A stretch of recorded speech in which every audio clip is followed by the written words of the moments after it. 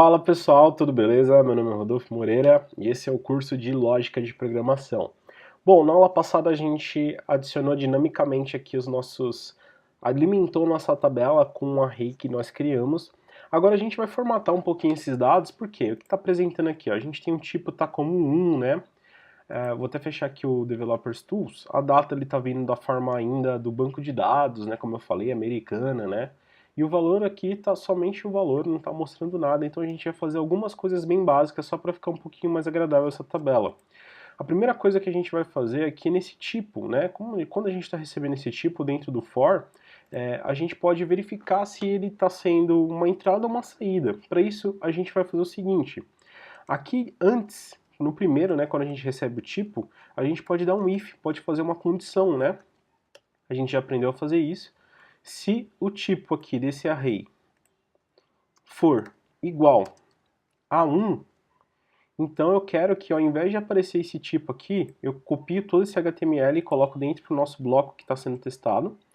Eu quero que ele apareça como entrada, certo? E não só isso, eu vou deixar um pouquinho mais elegante, eu quero que ele fique verdinho, né, com um alert, que a gente já aprendeu a fazer um alert. Para isso a gente dá um div aqui, class, igual, aspas duplas, tá vendo pessoal? Porque tem uma aspa simples, se eu colocar uma aspa simples aqui, ele vai dar problema.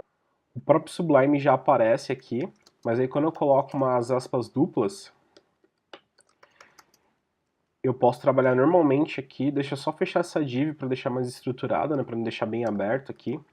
Eu fecho a div depois de entrada e antes de entrada eu abro essa div. A class eu vou colocar como alert. E aqui para dar a cor verde eu coloco alert traço success. C-C-E-S-S. Success, de sucesso. Sucesso dentro do Bootstrap ele vai dar verdinho, tá? Então se ele for 1, ele automaticamente vai aparecer como entrada. Eu dou um else. Se não, ele é uma saída, logicamente, né? Então aqui tá como success. Para deixar como saída vermelho, eu coloco como danger. Eu só alterei aqui o success para alert danger. E eu coloco como saída aqui. Vamos ver como é que ficou. Voltando aqui e atualizando. Bom, ele já atualizou, ó, entrada, saída, entrada, entrada, saída. Beleza, ele já ficou corretamente. Então aqui a gente começa a testar as condições para ir melhorando os dados que a gente recebe. Bom, para data, a gente precisa fazer o seguinte, tirar essa formatação que ele está apresentando aqui e transformar na apresentação brasileira, né? Então para isso a gente vai criar uma function, tá certo? A gente pode criar uma function até mesmo antes de alimentar a tabela. Essa function, ela vai ter o nome de formatacal, né? Formatação. Camel case, né? Para o D vai ficar maiúsculo, data, parênteses.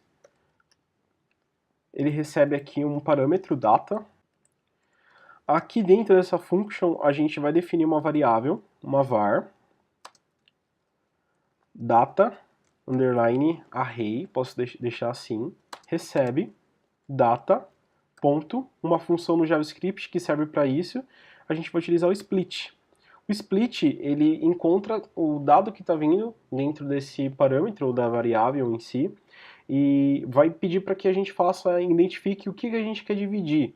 Na verdade, split significa divisão, né, ou dividir em inglês em si, e a gente define que quer dividir essa data aqui pelo traço que é o meu delimitador. Então eu preciso saber como é que ele está vindo para conseguir tratar.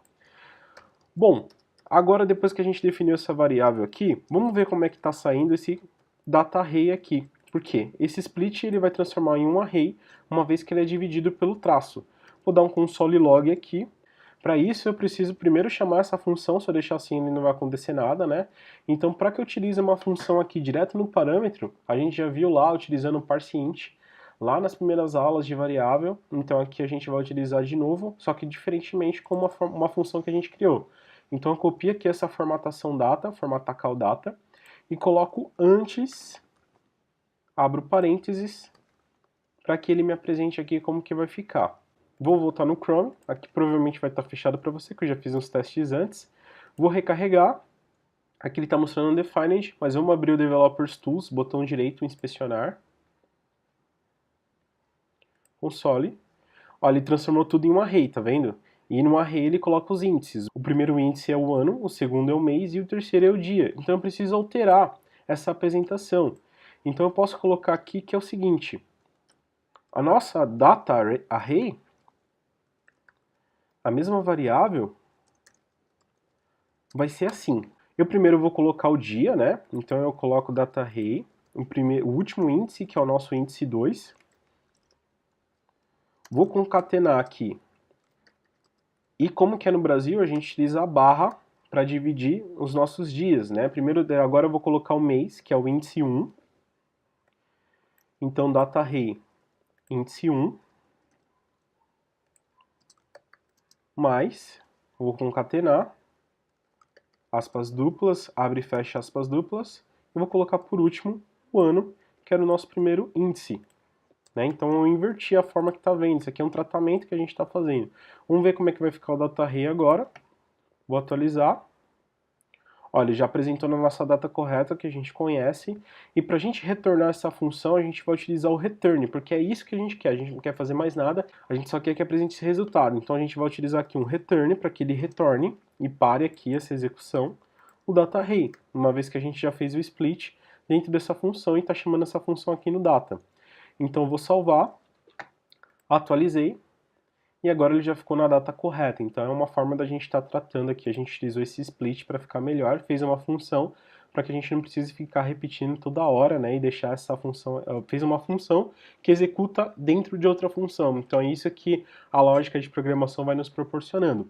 E por último, o valor, como ele já vem formatado diretamente do float, né, no nosso HTML, eu posso só colocar um valor de reais aqui, dar um espaço, só para eu entender que é um valor também.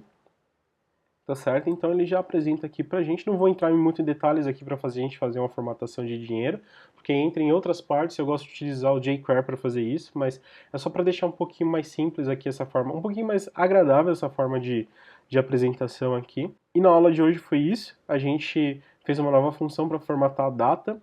A gente utilizou também as condições aqui para verificar qual que é o tipo de entrada ou saída, né? Baseado no item do array tipo.